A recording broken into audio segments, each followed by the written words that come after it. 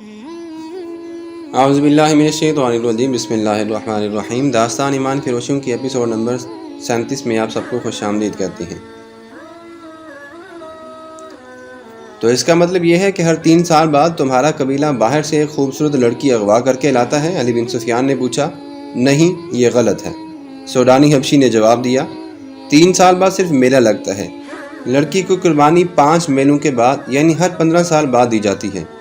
مشہور یہی ہے کہ ہر 3 سال بعد لڑکی کی قربانی بھی کی جاتی ہے۔ اس نے اپنے باپ کے حوالے سے وہ جگہ بتائی جہاں قربانی دی جاتی تھی۔ پروہت کو وہ دیوتا کا بیٹا کہتا تھا۔ جہاں میلہ لگتا تھا اس سے 1.5 میل جتنی دور ایک پہاڑی علاقہ تھا جہاں جنگل بھی تھا۔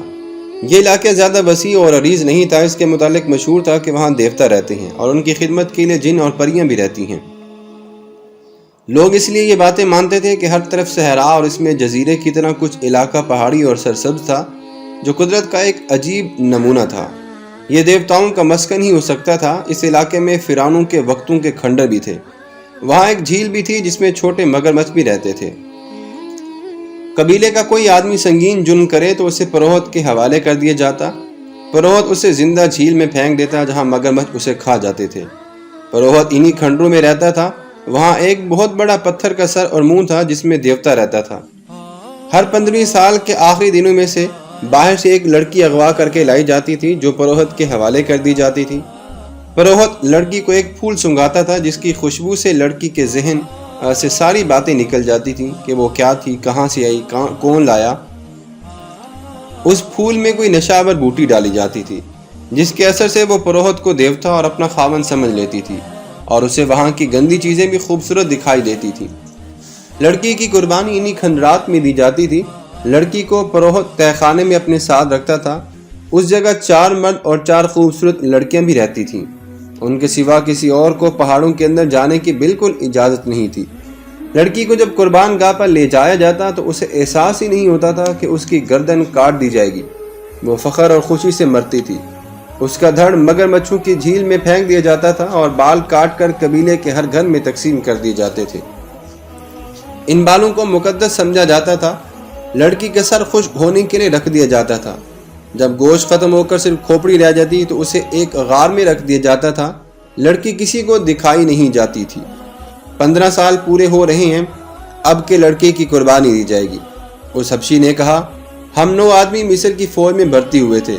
ہم چونکہ نڈر اور وحشی تھے اس لیے ہمیں خلیفہ کے محافظ دستے کے لیے منتخب کر لیا گیا۔ 2 مہینے گزرے، ہم نے اس لڑکی کو دیکھا۔ ایسی خوبصورت لڑکی ہم نے کبھی نہیں دیکھی تھی۔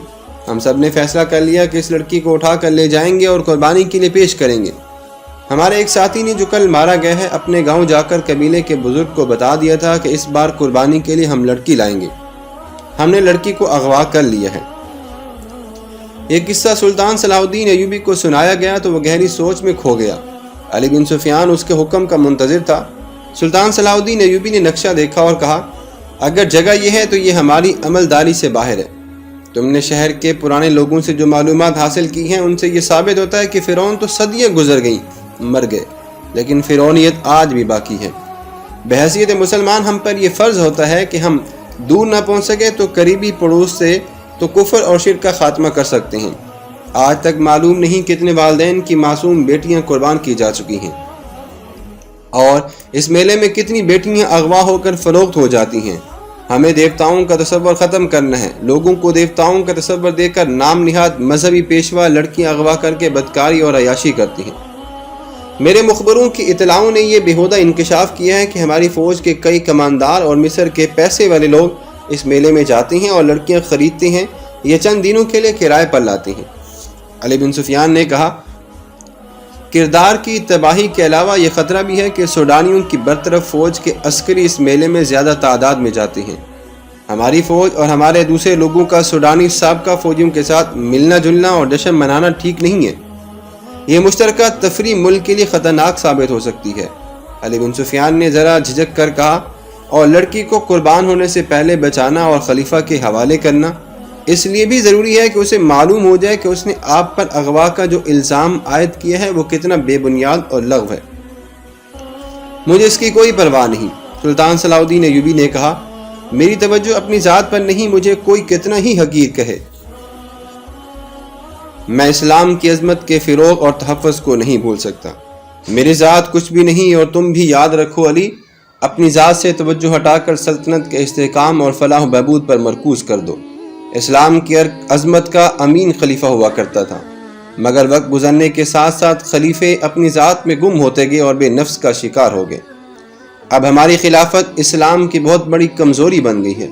صلیبی ہماری اس کمزوری کو استعمال کر رہے ہیں۔ اگر تم کامیابی سے اپنے فرائض نبھانا چاہتے ہو تو اپنی ذات سے اور اپنے نفس سے دستبردار ہو جاؤ۔ خلیفہ نے مجھ پر جو الزام عائد کیا ہے اسے میں نے بڑی مشکل سے برداشت کیا ہے۔ میں اوشے وار کا جواب دے سکتا تھا، مگر میرا وار ابھی بھی ناکام نہ جاتا، پھر میں ذاتی سیاست بازی میں الجھ جاتا۔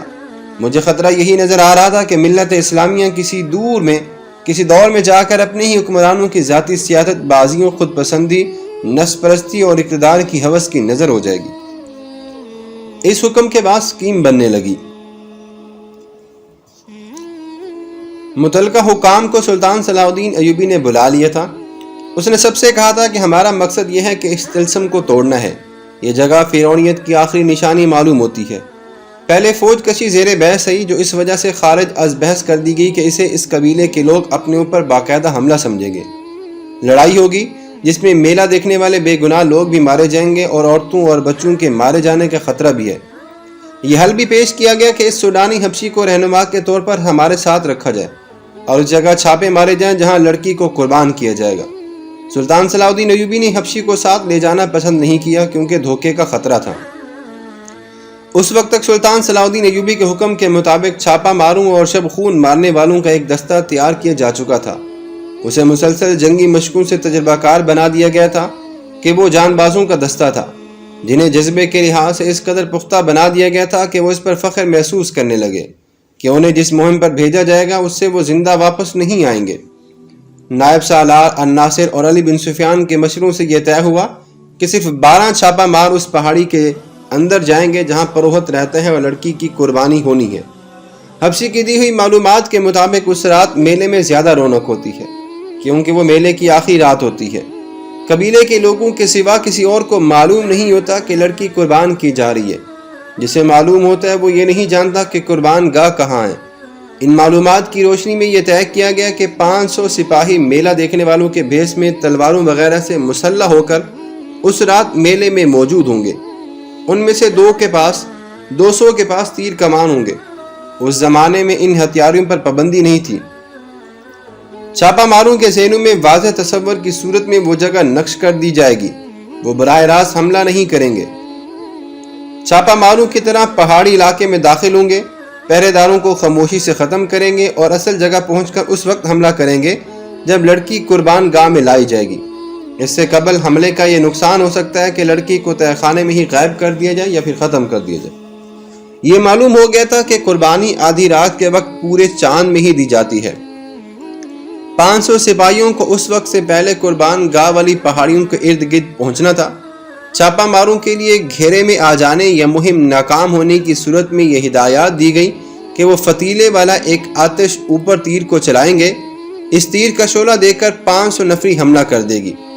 اسی وقت 12 جان باز بھی منتخب کر لیے گئے اور اس فوج میں سے جو 2 سال پہلے نور الدین زنگی نے سلطان صلاح الدین ایوبی کی مدد کے لیے بھیجی تھی، 500 ذہین اور بے خوف سپاہی، عہدیدار اور کماندار منتخب کر لیے گئے۔ یہ لوگ عرب سے آئے تھے۔ مصر اور سوڈان کی سیاست بازیوں اور عقائد کا ان پر کچھ اثر نہ تھا۔ وہ صرف اسلام سے آگاہ تھے اور یہی ان کا عقیدہ تھا۔ وہ ہر اس عقیدے کے خلاف اٹھ کھڑے ہوتے تھے جسے وہ غیر اسلامی سمجھتے تھے۔ انہیں بتایا گیا کہ وہ ایک باطل عقیدے کے خلاف لڑنے جا رہے ہیں اور ہو سکتا ہے کہ انہیں اپنے سے زیادہ نفری سے مقابلہ کرنا پڑے اور لڑائی خون خیر بھی ہو جائے، خون ریز بھی ہو جائے، اور یہ بھی ہو سکتا ہے کہ ان کے سامنے کوئی ٹھہر ہی نہ سکے اور بغیر لڑائی کے مہم سر ہو جائے۔